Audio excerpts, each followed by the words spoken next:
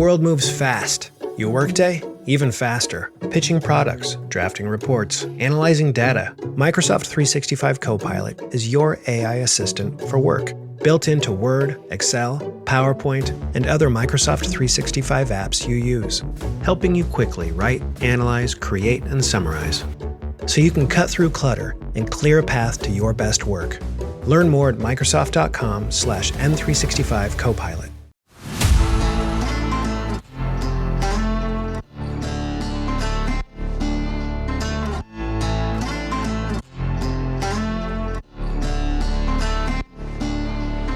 What's up, y'all? It's your host, Will, coming back for a new episode of the HuntStand podcast. If you're new to the podcast, we want to thank you for tuning in. And if you're a returning listener, welcome back and thanks for tuning in again. We really appreciate all y'all support, all of those that have listened to the HuntStand podcast. We couldn't be doing this without y'all, so we just want to say thank you. If you haven't checked out the HuntStand app yet today, make sure you head on over to the Google Play Store or the Apple Store and check out the HuntStand app. Download it. We do have a free version where you can get some of the features, and if you want to unlock all the tools and features of the app, upgrade to Pro today.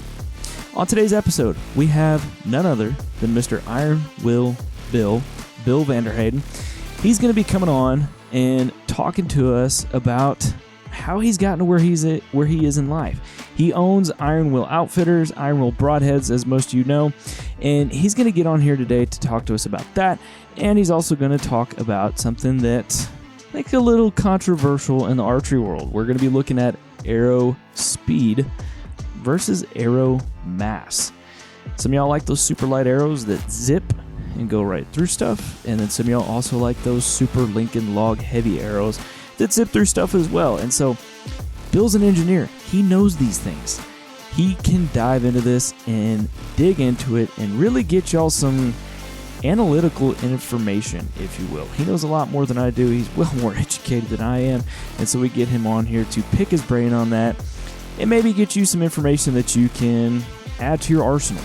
Whatever arrow setup you have this year, or whatever arrow setup you're looking at potentially switching over to, Bill might have some information for you in this podcast. And so we're going to get him on here to talk about that. I'm going to quit rambling, and we hope you enjoy this episode of the HuntStand podcast. Well, Bill, man, first and foremost, just want to thank you for hopping on the HuntStand podcast. Really appreciate you taking the time to talk with me this morning. So, man, welcome. Yeah, thanks, Will. Happy to be here. Looking forward to talking to you. I know we visited a few times over the years, and always good to get together. Heck yeah, man. I'm excited about this one. And, you know, one of the things I like to do before we start diving down rabbit holes, I love for the guests to kind of give the listeners that may or may not know you, I want you to kind of give them a 30-foot tree stand view of who you are. So give us a little bit, on your background, what you do, and what you love about hunting, and kind of how you've gotten to where you are today. Yeah. So I grew up in Wisconsin, bow hunting, whitetails. My grandfather were bow hunters. So, it's, I guess I'm from a long line of hunting and fishing around there. I love bow hunting, whitetails. Moved to Colorado 23 years ago now, I think. And, just got obsessed with bow hunting for elk and really bow hunting the mountains in the western states. Still love whitetail hunting too, but really got into that. At the same time, I'm a mechanical engineer, so I've worked for several companies over 25 years developing components, mechanisms, engineering products at a high level for other companies. Mm-hmm. And I had a broadhead fail on an elk shoulder blade back in 2004. So I guess that's like 18 years ago now. And at that point, I was really, I wounded that bull. It really bothered me that I wasn't applying my engineering knowledge to something that was so important to me, which was, success, bow hunting success, I guess. And I looked at the broadhead and saw that, man, there's a lot of failure modes. I understand how it failed now, just hitting the scapula. And why don't I, research, find something better or make something better? So that just started me out on a long path of testing a lot of heads, designing, developing my own head, iterating for many years, and eventually came to market with it about 5 years ago. left my corporate job in engineering and started a company doing this. And yeah, what I really wanted to do is just make a product that where the maximum performance was number one, and Yeah. then price where it needed to be to have a business, but really wanted to design products that outperform and use the latest engineering. And yeah, so that's what I'm doing now is lead engineer, but owner. So I run the company and develop all the products currently, and we're growing. And I'm busy. And I try to bow hunt as much as I can all year, so I can test the products. And that's really what I love doing is bow hunting. So yeah, that's me in a nutshell, I guess. Man, tell us about the rapid growth that you've seen with Iron Will over the past few years. Yeah, it's kind of hard to believe. I didn't expect it to grow like this. For the first 2 years, I was doing side jobs and not pulling a paycheck, and the company wasn't making a lot of money. Just the cost of our materials and our processes is it's a majority of our selling price, so our margins weren't that high. I really didn't feel like. My goal was, I didn't want to have to do other work. I just do this, but I didn't know that people would want to pay, 3 times as much for broadheads, even though the performance was there. Yeah. I just didn't know it would really take off. But and we struggle with that at the beginning. I think people are like, why would I pay $100 for 3 heads when I can get them for $30? But when people started using them and just passing on that, hey, this thing just went through 2 shoulder blades stuck in the ground, and I can still shave hair with it, or penetrated lengthwise through an elk. Yeah. They're blown away and want to tell people about it. And that's really helped us explode. So on a minimal marketing budget, we've really grown a lot year after year. And, at this point, I just hired 3 more people, and we just expanded our manufacturing, more machines. So it's crazy how much it keeps growing, I guess. It's kicking into high gear, man. That's big. That's awesome. So kind of tell us, can you give any insight on some big things that might be coming down the pipeline for 2022, 2023 for Iron Will, or still keeping that under wraps? Yeah, well, the new things for 2022 are 100 grain single bevel head. So we just introduced. We'd been making double bevel. Our broadheads, for those that don't know, it's you got a main blade and a bleeder. Premium blade steel, a tool steel, so it has very high toughness with edge retention, but a main blade and a bleeder, and they've been double bevel on the different head designs. And then last year we added single bevel to that, and so it's really the same blade shapes, but you're grinding one side, not two, and so it adds this rotation through an animal. That's become really popular. And there's trade-offs between the two, but they both were great, basically, single bevel or double bevel. But we only made that in a 125 grain on up last year. So this year we did some redesign to get one down to 100 grains, and that's one we launched for this year, and that's really popular. We're selling that one already now. Another thing that's coming out, I don't know when this podcast will be out, but probably before this podcast comes out, but pretty soon here in a week or so. I make a couple of knives, ultralight hunting knives that weigh just about an ounce. So what I wanted is a really light hunting knife for backcountry hunting, but yet it was a premium steel with good sharpness, edge retention. So we had a K1 and a K2. K1 was kind of an all-purpose. K2 was more a skinning specific knife where it has a wider blade and a larger sweeping radius. So when you're skinning the hide, you can't poke through it very easily. If it's let's say you shoot a great buck and you really want to have it mounted and you want to skin the hide off and not have a bunch of holes through it for your taxidermist to show up. That big sweeping blade is better. And we're about to come out with our second generation of that K2 skinning knife. So it'll be ultra light. It'll have some improvements over the prior model. And we showed that at Total Archery Challenge, and a lot of people are interested in that. So that should be available here in first week in August too. Heck yeah. Yeah, I think I just saw something on your Instagram. I saw that. I'm like, well, that looks pretty sick. Well, sweet, man. Well, no, I love everything that Iron Will's doing. Definitely going to be using the broadheads myself when I'm chasing after some elk this fall. So really excited about that. Been doing some testing lately, and I'm excited. I'm excited what that's going to do to an elk shoulder. So, man, one of the reasons why I'm getting you on the podcast is because your extensive background and your engineering mind, your knowledge, and just like I know just as well as you know, I'd say one of the big debates in archery is arrow speed versus penetration. There are guys that want the arrow that's super fast, and they just penetration, yes, it's there in the back of their mind, but they're not worried about getting a full pass through. And then there's other guys that they're not worried about arrow speed. They just want to get a full pass through, and they want blood coming out both sides of whatever they're chasing.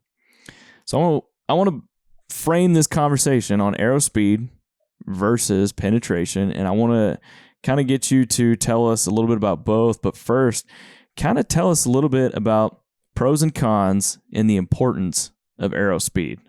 So, and it's really an arrow speed versus arrow mass discussion, because your bow, your bow is going to have this draw force curve, and that's really the area end of that curve. So it's, at each distance back, it's going to be applying a different force, to the arrow, and whatever arrow you put on the front, that's pretty constant. Your draw force curve isn't going to change. Mm-hmm. So it's going to be able to put a certain amount of, energy into that arrow, or a certain amount of momentum. Yeah. And so really then your choice is, okay, it's really that momentum downrange that'll determine penetration, that mass times velocity. Mm-hmm. And this isn't really debatable. It's Newton's second law of motion. Yeah. Force equals mass times acceleration.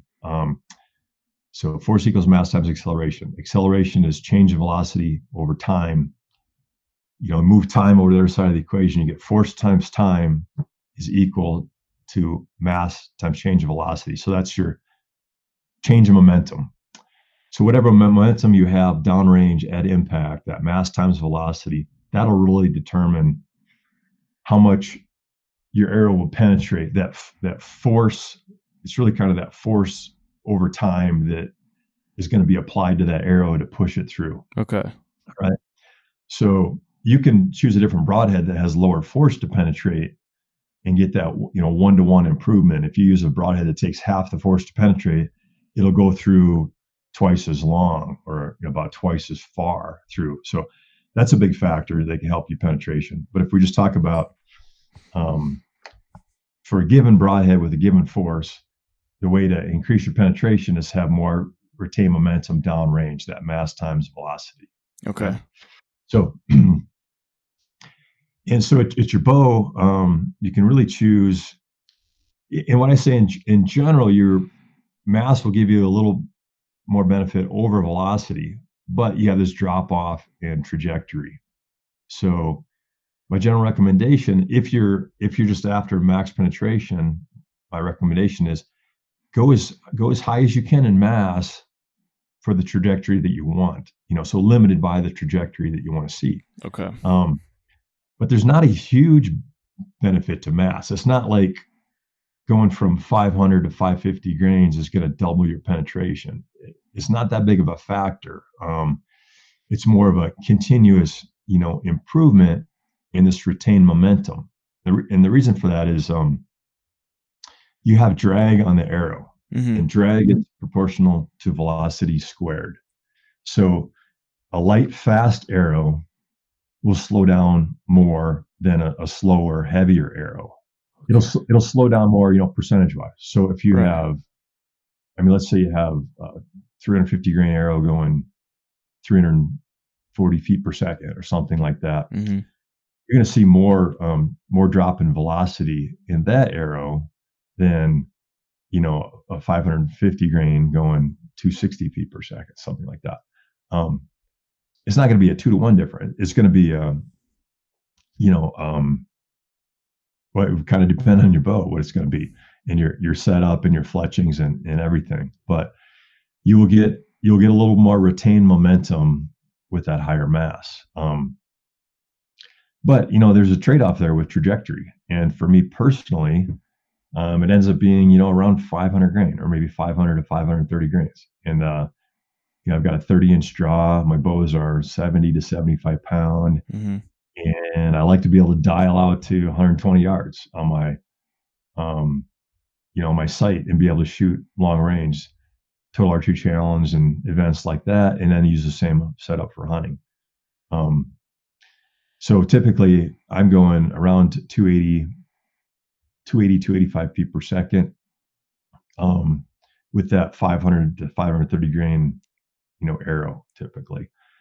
I often recommend for out west big game hunting, kind of 450 to 550 grains, I think is a nice range. And where you fall in that is just kind of depending on how you feel about, do you want it to be a little faster, a little flatter, or you want it to be a little heavier, maybe a little bit more penetration, but it's not going to be quite as flat a trajectory.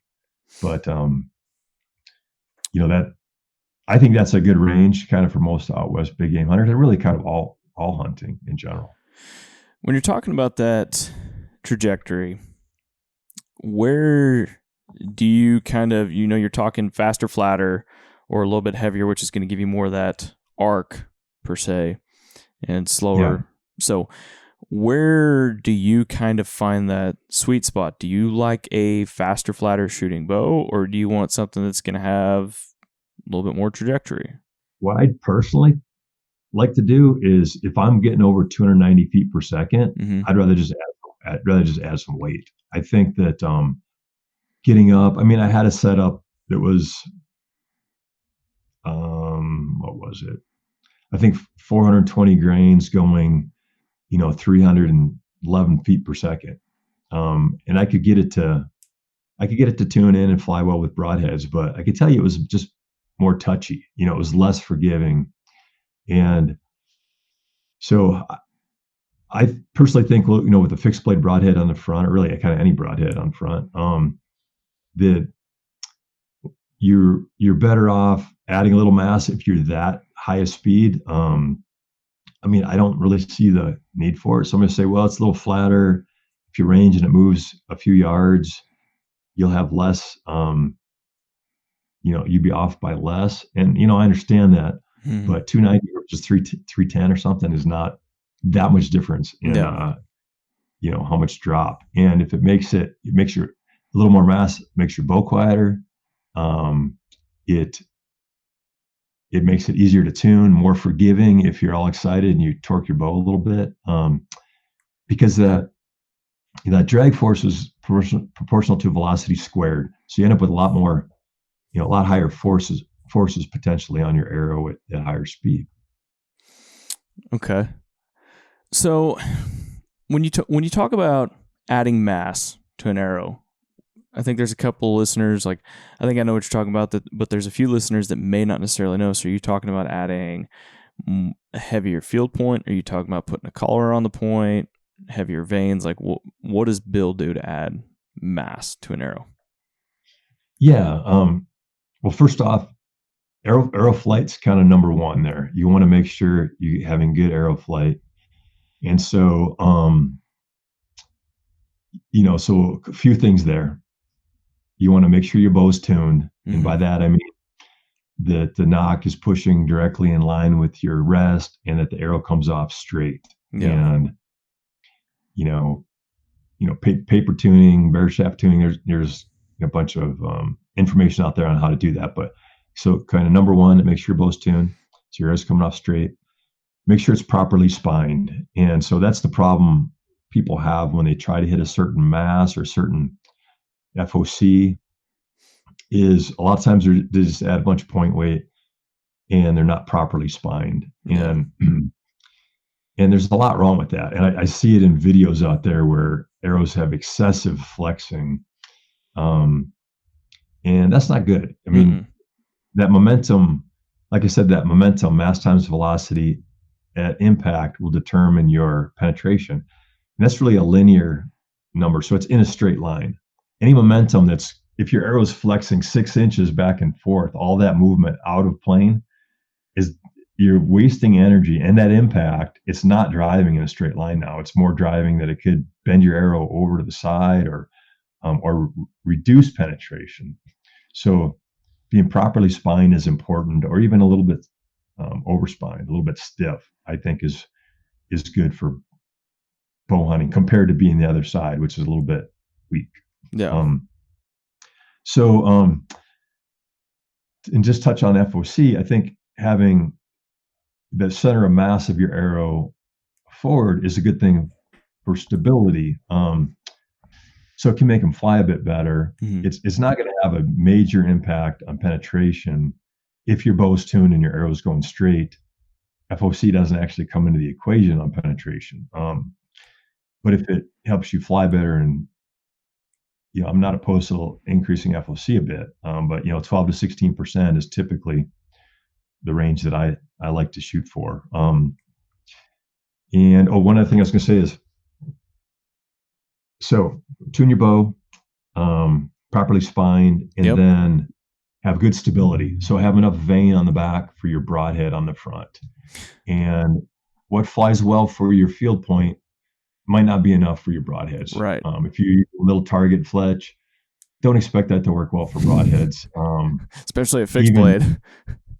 Yeah, especially a fixed blade. But I mean, even a lot of mechanicals, I mean, they don't have as much surface area, but they're longer, and there's often aren't quite as straight.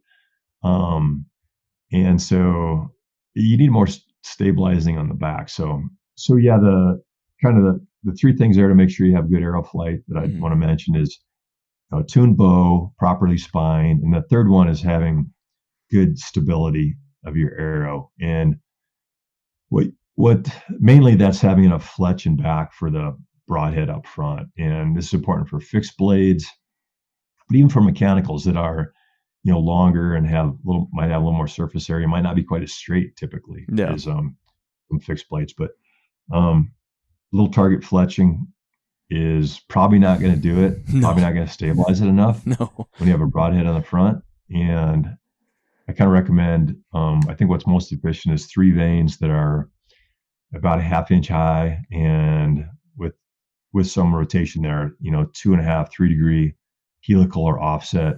That rotational will help balance out or kind of average out any issues of straightness and things like that. What kind of vanes do you find fly best? I mean, obviously everybody's setup's going to be different. There's different variances, but out of your setup, obviously you're shooting iron will. So I know people are going to ask, like, well, I'm shooting iron will. What kind of vane is Bill shooting? Yeah. So the ones I've shot a lot, I mean, I've hunted with them for at least a year or two. Back years ago, I was shooting blazers a lot. So I know blazers, Max Hunters, Q2i Fusion 2 are a few, for instance. And what's similar about all these, they're all about 0.55 inches high, and they're 2 inch or a little bit longer than 2 inch.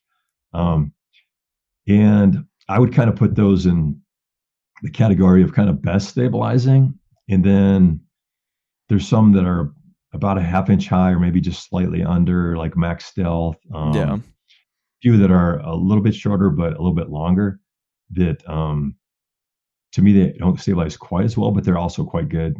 And I've used those as well, like the Max Stealth. And you can kind of look at the surface area of the vane and that would be somewhat predict, how stabilizing will it be. But really height does more for you than length, because the velocity, there's kind of this boundary layer effect with the air flowing down the shaft, that the air near the shaft isn't at full speed. It isn't at the 280 feet per second. Right. Probably once you're up at a 1/4 inch away from the arrow, it probably is. So if you kind of look at how much area there is that's a 1/4 inch or higher on the vane, I think that's probably a better predictor of how much it will stabilize. But yeah, the ones I'm currently using a lot are like the Max Hunter is one that I'm setting up. I used last year and we'll use this year. And I think it's 0.55 or 0.58, something like that, inches high and a little over 2 inches long. at 3 degree. I think I actually have these at 2.75. So I say like 2.5 to 3 degrees offset or heat. Get some rotation there. It's good. Well, I think you just made my mind up for me because that's what I've kind of been going back and forth between. So max hunters is probably what I'll run. Yeah, and I would say there's a lot of guys that are shooting our heads that are using shorter vanes than this, and they're doing okay. And what it does, it's just a little less. It's a little less stable, right? Yeah. But if you have good form and you're spying correctly and your bow's well tuned, and there's nothing to correct or minimal kind of errors to correct when that arrow comes off, you can get by with a little less stabilizing. What I'm kind of shooting for is let's maximize the stability with kind of having minimal negative effect. So the weight of these 3 vanes is not excessive because they're fairly short in length. The drag is not too bad. Even at 2.5, 3 degrees, I don't see much difference between that and a 0 or 1 degree for drop at distance. Testing against some shorter vanes, I'm not seeing much difference either. So I don't see many drawbacks, and it just adds stabilizing. I'd say a drawback might be your vane clearance, but I think with the drop away rest, that's pretty manageable for most people. Absolutely. So I kind of want to come back to the whole arrow speed versus velocity talk. So coming back to it, we've kind of covered a few, I guess you could say, pros and cons of each and what you might be looking at in terms of trying to select which arrow is best for you. Let's go ahead and rip the Band-Aid off. Which one would you rather prefer, I guess, when it comes to the arrow speed versus velocity? What's Bill gonna lean more towards? There's really kind of a happy medium, I think, for what I want. And it's, for me, I'm hunting whitetails, and I'm also hunting a lot of out west big game. Yeah. Whether it's caribou, elk, antelope, mule deer, there's longer shots there. And I'm not advocating shooting beyond your range. Certainly I shoot long range every day and shoot broadheads, along with field points daily to make sure that my, my bow's stayed in tune, nothing's wrong. That first shot with a broadhead at long range is going to do well. So first, I want to say, don't shoot beyond your capabilities. I've worked really hard to push my distance out from 40 to 60 to 80, on, my effective range, just with that first shot when conditions aren't maybe perfect, but hopefully they're pretty close if I'm shooting that far. So, I want to, if I got a big bull elk and conditions are right, standing at 80 yards, I don't think I can get any closer. I'm going to take that shot. Some people will, say that's not right or whatever, but I can tell you that if I practice daily to 100, and I know I'm hitting in a 8-inch circle at 100 with broadheads, I know they can kill that elk at 80 with the right conditions. Yeah, right? You get comfortable with it. Yeah, and I mean, and really, there's a time when I couldn't. There's a time when I would get so freaking excited that I'd lose my mind a little bit, and something would go wrong, right? Through experience and putting a lot of animals on the ground and killing a lot of big bulls, I still get so excited when it's happening, but I'm able to kind of channel that to make sure, use that intensity to make sure that, okay, I'm drawn back, my form's right, I'm executing the shot, I'm holding solid, and so there's a lot to that, making long shots on animals. But let's say you've gone through all that and you're able to do that. Yep. To me, I want an accurate 80-yard shot, say, on an animal. I practiced to 120, and I know I can kill someone at 80. So for me, if I range at 80, and this happened to me a few years ago on that big bull I shot in Colorado, I ranged it. It was coming in, barking at me. It was about to blow up. It got to 80. And it whirled and took what it looked like one step back and turned broadside. So I ranged it at 80. It was at 82. And so, there's a little difference there, right? An 80 or 82. Just a little bit. But I judged it, dialed to 80, dialed 82, let it fly, hit it perfect, inch in front of the crease. And the arrow went through it and found it 20 yards past where the bull was standing, a big, huge bodied bull, my biggest, and, made the shot. So to me, and that was a 515 grain arrow going, 280, 285 feet per second. Yeah. To me, that's a pretty good sweet spot for me. Yeah, I could add more mass. Yeah, I could go 550 or 600 or 650, but I've done it. I've played around with it. My trajectory drops off too far, and I don't want it to drop off that too far. So for me, I know I'm going to penetrate fine. I passed through that bull. Plus, it went 20 yards with an arrow that weighed 515 grains. So, is there a reason for me to add more mass? Not really. If it was Cape Buffalo or Hippo or something, yeah, I would do something differently. I'd probably go a 700 grain arrow. Yeah. If I'm going to shoot 25 yards and under at a really big animal, I might do something differently. But for me, I want to be able to hit that animal at a greater distance. For a lot of whitetail hunters, probably doesn't matter a whole lot. Really, if you're under 40, if your shots are say under 40, which, it's rare that I get a shot over 30, 35 bow hunting. I think I shot one at 42 a few years ago when it just happened to be across a ravine that I could see and had an opening. But typically they're under 30. It doesn't matter a whole lot, really. What's more important, I'd say, is that your arrow's going straight and you got a strong, sharp, solid broadhead in the front in case you do hit some, they duck and turn, and I'm more likely to get a bad shot on a whitetail at 25 than an elk at 80, to be honest with you, because they move. Big time. And I shot my biggest whitetail last year, which was about a 160-inch buck. And it was broadside when I shot. And this is at 32 yards. Wow.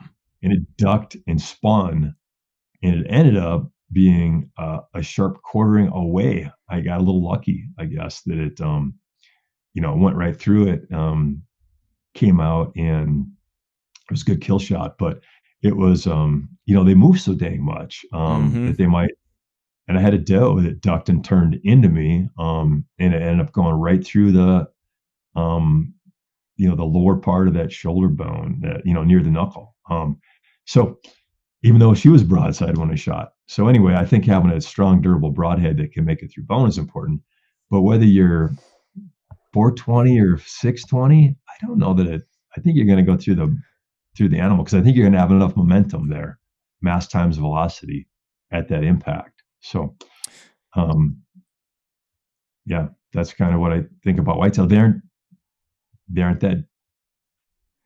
I mean, yeah, the bones are bones, but they're small. But they aren't that heavy or hard of an animal, and they're a lot smaller than an elk. They're not Cape Buffalo. No need to go, 700 grains. Personally, that's kind of my thinking on it. But you can if you want, because your trajectory is only 30 yards, right? Yeah. So I tell people when they ask me, I want to go maximize my penetration. What should I do for mass? I'm like, well, how far are you shooting? And, if you're really on that bandwagon that you want to go massive, I'm not going to talk you out of it if you're only going to shoot 25 yards or something. What I'll talk you out of is doing anything that would make poor arrow flight or excessive flexing of the arrow. So yeah, go nuts on mass and FOC as long as your arrow's coming perfectly straight off your bow and it's spined properly. And that's where people struggle when they try to get too heavy or too high FOC, from what I see a lot. And that's where I think that I hear most of the conclusive evidence when it comes to this whole debate, if you will. Because I know there's guys out there that preach that you need to be shooting a 650 and nothing less. And then there's guys out there that preach the opposite side of the spectrum. But at the end of the day, after listening to you talk, there's really no conclusive evidence other than what you just said. It all comes down to the tuning, straight arrow coming off the bow, and a couple other factors. But when it comes to lighter or heavier, it just depends on you, the shooter, and what you're shooting and what your end game and goal is, right? Yeah, when I first finalized the broadhead years ago, I was shooting a 420 grain arrow. Mm-hmm. And it's an older bow, and I think I was getting 265 feet per second. It was like a Matthews Switchback XT. So you Old know how long school. ago that was. Yeah. And I shot an elk at 54 yards, got complete pass through, and it's literally stuck into the sandy dirt 10 yards past it and could shave hair. And that's a 420 grain arrow. Wow. So it's like I said, you can get more penetration with higher mass, but it's not like a 2-3x or anything. It's a continuous improvement, and it's really based kind of on a couple things. Your bow is a little more efficient with the heavier arrow. You know, when it's really light, you know, you'll get more sound, more vibration. There's a little bit of loss of efficiency, but Mm-hmm. you know, it might be a 5%. It's not a huge number. Yeah. And then you get it more slowing down with the higher velocity, lighter arrow. But at 20 yards, it's not going to matter very much, right? If you're further out there, that's when I think carrying a little more mass can help you with that penetration at further distances. But it's not that big of a factor as I think people are making it out to be. And I think a happy medium there is probably best for most people. All right, y'all, we're going to interrupt this podcast real quick for a quick word from our sponsors. The HuntStand podcast is brought to you by Bowtech Archery. Refuse to follow. If you're in the market for a new bow this fall, make sure you check out Bowtech and the easy tuning capabilities of the Deadlock system. I've been shooting the SR350 this year, and tuning that thing has been so easy. Don't have to worry about twisting strings or doing any of that razz and jazz. So if that's what you're looking for, make sure you check out Bowtech Archery today. Up next, we got Lacrosse Boots and their Navigator series. The world is raw, rugged, and relentless. Navigate it accordingly. The Navigator series is born to take your hunt further. Check out the comfortable and versatile line of lace-up hunting boots from Lacrosse today. Up next, we got Federal Premium. Go beyond what you ever thought possible with their lineup of terminal ascent ammunition. I've been using this ammo this year so far, and it has worked phenomenally for me. From predators all the way up to a beautiful Hill Country, Texas Axis buck. It worked amazingly. One shot, that buck didn't go anywhere, about 250 yards. That buck dropped right in his tracks. Literally didn't have to do any tracking. So if you're in the market for some new ammunition, check out Federal Premium and their lineup of terminal ascent. Up next, we got Browning, the best there is. I'll be using their new lineup of Ovix gear this fall, so I'm really excited to check that out and just get to use it this fall all the way from the Whitetail Woods up in the mountains chasing elk. And finally, we got Worksharp, the knife sharpening company. I use their MK2 knife sharpener on every knife in my house, in the kitchen, in my pack. It makes sharpening your knives a breeze. My wife even loves to use this thing. It makes everything super easy. So if that's what you're looking for, make sure you check out Worksharp today. All right, y'all, we're going to get back to this episode of the HuntStand podcast. I agree. Yeah, it's kind of like what you're just saying. Like, you know, it seems like 20, 30 yards. It doesn't seem like it really makes that big a difference. It's when you start getting out in those big ranges, and it could affect that 80-yard shot on that elk like you took. Yeah. And and wind drift. I mean, a heavier arrow has less wind drift typically too. I mean, there's other, factors, but I would say for most people is, shut off the internet and go out and test it for yourself. Mm-hmm. I mean, everybody's got strong opinions on it, and unfortunately, there's too many people stating their opinion as fact and often saying things that just don't agree with physics. Really, Newton's second law of motion is what's going to tell you what's happening out there. And some people say things that defy laws of physics. Like you might have heard recently that I'm not going to say names, but there was a recent podcast I listened to, and it said, "Yeah, we're hearing that slower moving arrows are actually getting more penetration on, like bows that are less than 70 pounds are penetrating Cape Buffalo better than bows that are higher than 70 pounds." Well, physics doesn't make any sense there. It's that mass times velocity, and you're going to get higher momentum off a higher poundage bow. Yeah. And you can't really argue that. You're going to get, if you got a higher poundage or longer draw weight, either of those will give you more penetration. Mm-hmm. It's kind of a 1-to-1. And that's that, you're increasing that draw force curve, you're going to get more energy or more momentum into the arrow. So anyway, that's what I was going to say there is, there's so much stuff out there that's bad information. Yeah. It's really better to go and try it for yourself. Go out and, and go, and start with field points at different weights, maybe different arrows. Go and shoot and see what your trajectory looks like. Mm-hmm. And you can go from, let's say you've been at 420 forever and you're thinking maybe you want to go 470. Just go get an arrow setup that'll do that and be properly spined. And go shoot some groups. I know I used to do that. It's funny how people don't want to go, for instance, from a 100 grain to a 125 grain head. They're like, got it in their head, I've always shot 100 grain, man, I don't want to go that heavy. Well, on a 500 grain arrow, that's only a 5% difference in mass. I think people have it in their head that these are big numbers, and it's not that much. 50 grains is a 10%. Yeah, it's not that much, guys.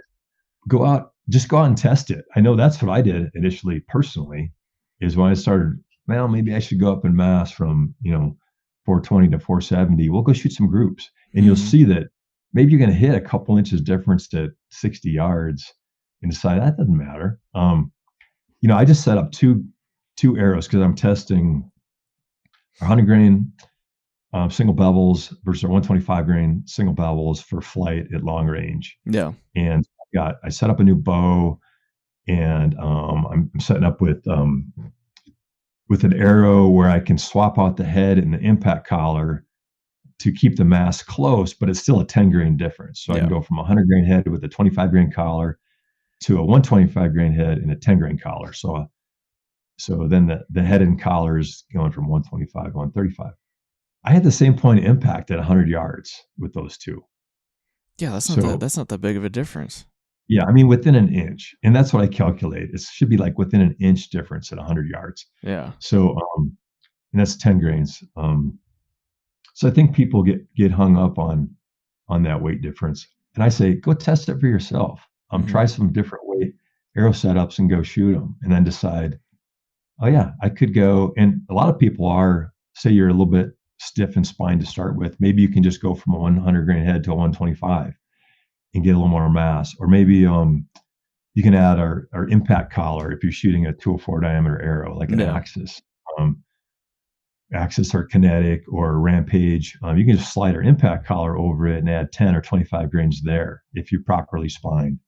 And don't even have to glue it on, just slip it on and shoot and see what trajectory looks like. But I'd encourage people to go experiment themselves to figure out what's best for them in the mass versus speed. Agreed. I kind of want to get your thought and pick your brain a little bit on, and where do you see, or if there is a benefit to shooting a micro diameter arrow versus, say, your standard Easton Axis 5mm or even some of the 6mm arrows that are out there? Like, do you see a benefit in micro diameter versus the others? Mm-hmm. So there is a little benefit there, but I think it's blown out of proportion a bit, and it depends on what you're testing through, right? Mm-hmm. And I see this. Let me jump on that for a minute. I see a lot of tests where they're shooting through ballistics gel or foam or things like that, and comparing, say, broadheads or arrow shaft, and like ballistics gel is really, I mean, it's really cool. I shoot through it too. I like to look at rotation with single bevels through it. Cool stuff, fun stuff. It's a terrible predictor of broadhead penetration on animals because it's dominated by friction on the shaft. Yeah. And if you think, so it has very little separation. And I mean, I've seen, I go ahead and say, I've seen a Rage broadhead out-penetrate a Valkyrie broadhead on that ballistics gel test. Now that doesn't make any sense, right? That a small diameter fixed head would not out-penetrate a mechanical 2 inch plus, right? Yeah. It's not going to happen. It's not going to happen on animals. I can tell you, I pushed them both through hide, muscle, scapula. It's not going to happen on an animal, but in ballistics gel, it showed the mechanical out-penetrated it. And it's because it's so much dominated by friction on the shaft and any surface area But in an animal, you don't have that high friction on the shaft. Once you cut through that hide, you're going through tissue and blood, and it's lubricating the shaft. Blood is probably a shear thinning material. I won't go into all that, but it's less dense. You're not going to have high friction. You're not going to have high pressure of that tissue onto the shaft either, like you have in say foam. Foam stopping an arrow. Targets are stopping an arrow because you push that foam out and it's got high pressure pushing back, and you got high friction. And sometimes you'll melt it right onto the arrow shaft, right? And in foam, if you shoot a micro diameter arrow in there and you have a big bulb on your broadhead or on your field point, for instance, it might outpenetrate a bigger diameter shaft by a lot because of that shaft friction is reduced. Yeah, because it has less that it's trying to push through. Yeah, because let's say that bulb of that broadhead kind of pushes out that foam, and it takes a little bit of time. Once it's pushed out, it takes a little bit of time to kind of come back and put that friction on. And so you have an area where there's very low friction, very low force in the shaft, and then as it comes back, push on the shaft, it'll start stopping it. But you compare that to, say, if you got a field point that's let's say it's a 340 diameter point, and your shaft is 340 diameter also, or 5/16 of 5/16, and you immediately have that same friction on the shaft, it'll slows it down more. So I think people get fooled a bit in foam targets or ballistics gel and how much either a broadhead will penetrate one over the other, or how much the shaft diameter matters. Okay. So in reality, I think there is some improvement because there's less on the smaller diameter shaft. There is less drag. There's less, fluid drag, I guess. Yeah. Less surface area there through the air and through an animal. I can tell you personally, I think it's fairly minimal. I mean, I liked the improvement I was seeing when I went from a standard, which is like a 246 diameter or 6 millimeter, down to a 204 diameter or a 5 millimeter. Yeah. And so I think there's a small improvement in penetration, and there's an improvement in wind drift also. Less wind drift with less diameter to the shaft. But it's probably, it's good proportional to kind of that total surface area, if you're looking at it from the side. So I think it's probably less than a 10%.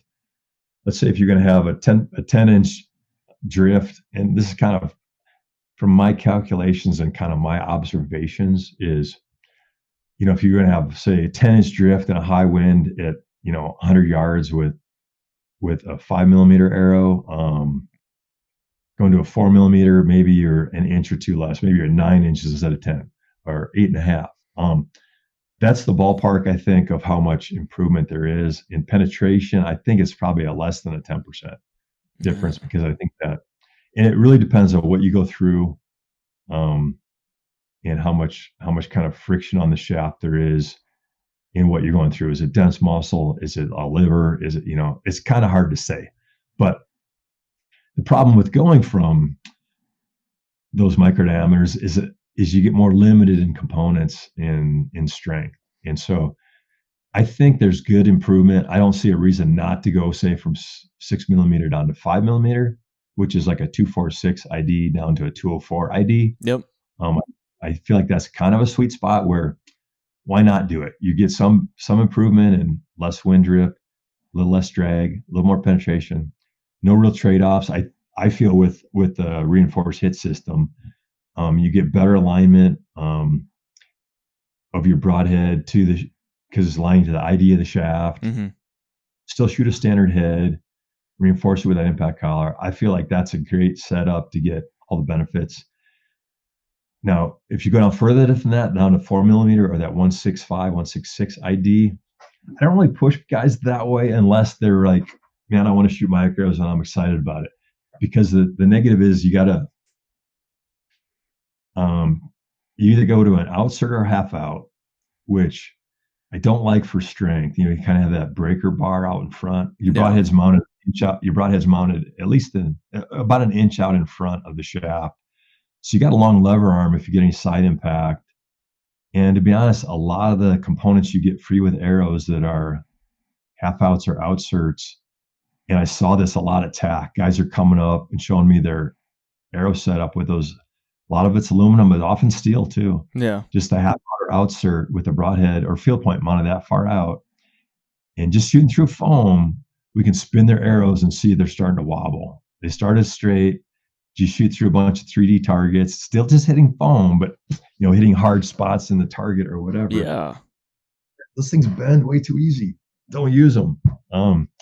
So with micros, if you want to, I like building the strength into the arrow, I say, rather than having it, kind of something strong or having that lever arm way out in front. Yep. And the system there for micros, it's either deep 6 or we make this system called our Snyder core system that's really long shank, 1-inch shank that goes down in the arrow. It has good alignment to the arrow and good strength when you add that impact collar. I mean, that's a great system. I feel like if you want to shoot micros where you're not doing a real trade-off in strength or alignment and tolerance stack up like you get with outshirts or half outs, but the negative, it's a custom system. You can't just screw in another broadhead, another field point, whatever. So that's true. I don't really push people that way unless they're like excited about micros, want to get that little more benefit in wind drift, a little more benefit and less wind drag penetration, but it's pretty custom. So anyway, that's kind of where I feel like that 204 diameter is kind of a sweet spot where you're not paying more for your arrows because 4mm arrows are more expensive too. As you go down in size, 6mm, 5mm, 4mm, your costs increase to get those kind of marginal improvements. So I feel like that 204 is kind of a sweet spot, really. And if to go beyond that, you're paying more money, you get a little more benefit, but it takes a little more effort, to get there, I think, because of that. I got it. Well, man, I know we're running out of time here, but before we leave, I kind of want you to give the listeners some parting advice one last time when it comes to getting that arrow selected for whatever game they're chasing. Kind of just let them have that little bit of information before we part ways. Yeah, this is kind of my top 5 things for, what's great, how to improve your arrow setup for bow hunting. Because a lot of info out there, a lot of what archery shop push you towards is good flight for target shooting, 3D target shooting, right? That's one school. Another school is like, go massive heavy, you need really heavy. So what I think is more important is, and these are kind of the top points, is arrow flight, accuracy is kind of most important. Don't do anything that's not going to give you good arrow flight. Get your bow tuned. Make sure you have a fletching back. You have good stability with your broadhead. Make sure you're spined properly. If any other decisions are screwing that up, you're making a bad decision. So that's kind of number one. Durability is pretty important too. Yeah. I feel that what durability gives you is shot options, or it saves you when the animal moves. So, and I lived this on that elk 18 years ago, whatever it was, when I shot through scapula, it didn't penetrate. Mm-hmm. So to me, having strong components in your arrow, and then strong, ferrule blade material, good sharpness, edge retention, good strength. I feel like that's important when you're impacting bones and need to get through there, or give you shot options too. If you're shooting straight down through a whitetail spine, or if you got a frontal on a bull, and you just catch that inside of any of those bones. Anyway, so arrow flight, number one, durability, and this, these are an attributes list too, and I wouldn't disagree with those at all.